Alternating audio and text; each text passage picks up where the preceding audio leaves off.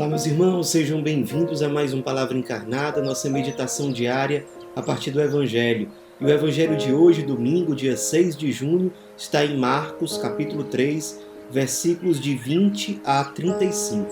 Mais uma vez, nós nos reunimos em nome do Pai, do Filho e do Espírito Santo. Amém. Vinde, Espírito Santo, vinde por meio da poderosa intercessão do Imaculado Coração de Maria, vossa amadíssima esposa. Vinde, Espírito Santo, vinde por meio da poderosa intercessão do Imaculado Coração de Maria, vossa amadíssima esposa. Vinde, Espírito Santo, vinde por meio da poderosa intercessão do Imaculado Coração de Maria, vossa amadíssima esposa. Diz o Evangelho de hoje. Naquele tempo, Jesus voltou para casa com os seus discípulos, e de novo se reuniu tanta gente que eles nem sequer podiam comer. Quando souberam disso, os parentes de Jesus saíram para agarrá-lo, porque diziam que estava fora de si.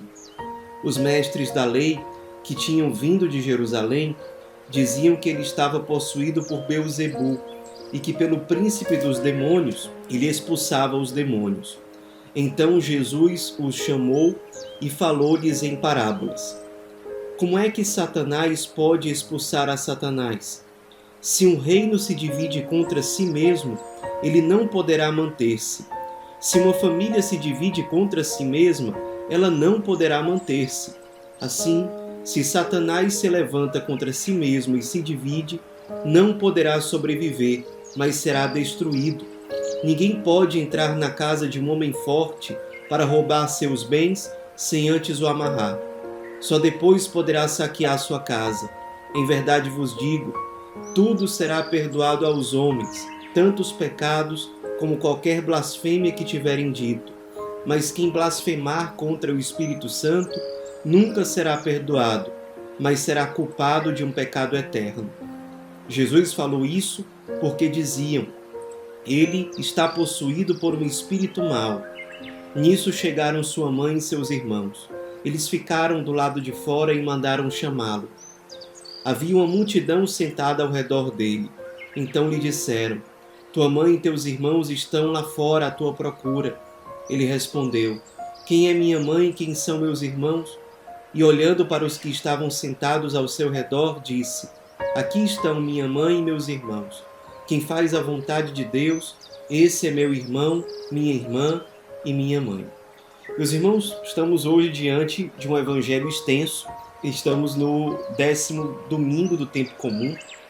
E no tempo comum nós contemplamos, meditamos basicamente sobre a vida pública de Jesus. A sua missão, os seus milagres, os sinais realizados no meio das pessoas, o chamado que ele faz aos seus discípulos, o envio, enfim, tudo aquilo que Jesus faz durante a sua vida pública, a sua missão pública. E no trecho de hoje do Evangelho, nós vemos Jesus, como era muito comum, cercado por muita gente. Ele acaba voltando para casa e alguns parentes dele não entendiam o que estava acontecendo, porque eram pessoas que conviviam com Jesus quando ele era criança, que conheciam a família dele e não conseguiam entender como é que ele podia falar com tanta sabedoria e com tanta autoridade na sinagoga, evangelizando as pessoas. Como é que ele conseguia fazer aquelas curas, aqueles milagres? E aqui já vem uma coisa para nós meditarmos. Às vezes, a gente se coloca numa situação como se a gente já soubesse tudo sobre Jesus, tudo sobre Deus, tudo sobre a vida espiritual. E quando a gente cai nessa atitude de soberba, de autossuficiência, de arrogância, a gente se fecha para o novo de Deus. A gente tem que ter uma postura de humildade, dizer o seguinte: olha, ainda há muito para conhecer sobre Deus. Deus ainda tem muito para me surpreender, porque eu ainda não sou santo. Eu preciso ainda caminhar muito. Sem essa atitude de humildade, de simplicidade, é impossível a gente desenvolver uma espiritualidade profunda, verdadeira. Ou seja, estabelecer um relacionamento real e frutuoso com nosso Senhor Jesus Cristo. A gente só consegue estabelecer uma relação boa com Ele, que dá frutos, quando essa relação é pautada pela humildade. Se eu vou para essa relação com Jesus, como se eu já soubesse tudo, e ele tem que se moldar às minhas expectativas, aos meus desejos, às minhas ideias, é óbvio que não vai dar certo. Porque, querendo ou não, sou eu que estou me colocando no centro da relação. Eu com os meus julgamentos, com os meus preconceitos, querendo que Deus se molde ao meu ponto de vista. É mais ou menos isso que aconteceu com os parentes de Jesus. Por isso que achavam que ele estava louco.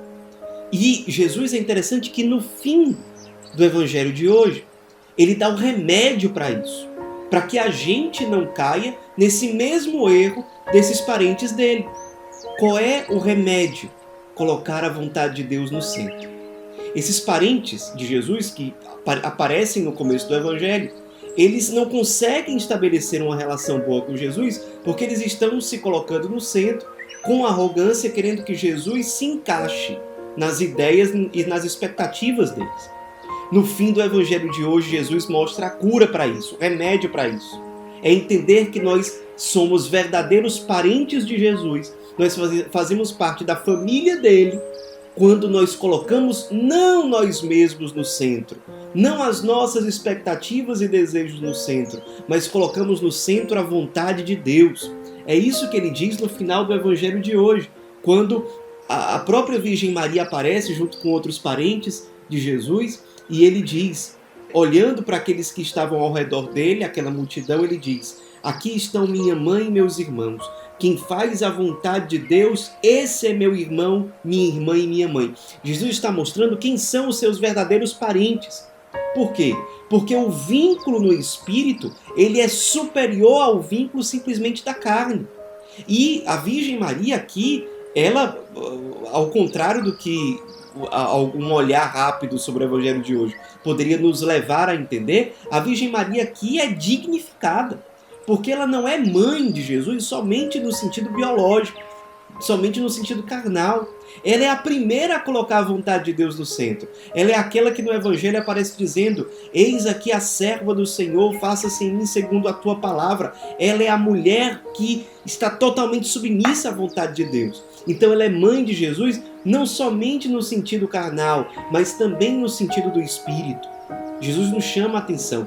Nós fazemos parte da família dele de modo real, quando nós colocamos no centro da nossa vida o próprio Cristo e a vontade de Deus. Esse é o modo correto de nós estabelecermos uma espiritualidade, um relacionamento com a pessoa de Jesus. Se nós colocamos no centro, repito, nossos preconceitos, nossas ideias, nossos desejos, nossa arrogância, nossa soberba, isso não é espiritualidade, isso não vai dar fruto, isso vai gerar um vazio dentro de nós, e daqui a pouco a gente vai acabar se revoltando, inclusive com Deus. Não dá certo. Uma outra coisa que Jesus chama a atenção, o pessoal está dizendo aqui que ele faz os milagres por causa de Beelzebul. Olha, Beelzebul era uma espécie de príncipe dos demônios. O pessoal, querendo que Jesus se adeque às expectativas deles, inventam essa loucura. Não, ele faz milagres, que não tem como negar que ele fazia milagres, todo mundo via. Mas ele faz isso porque tem um demônio fazendo isso. E Jesus diz o óbvio: ora, o demônio não vai lutar contra o seu próprio reino. Isso seria uma loucura.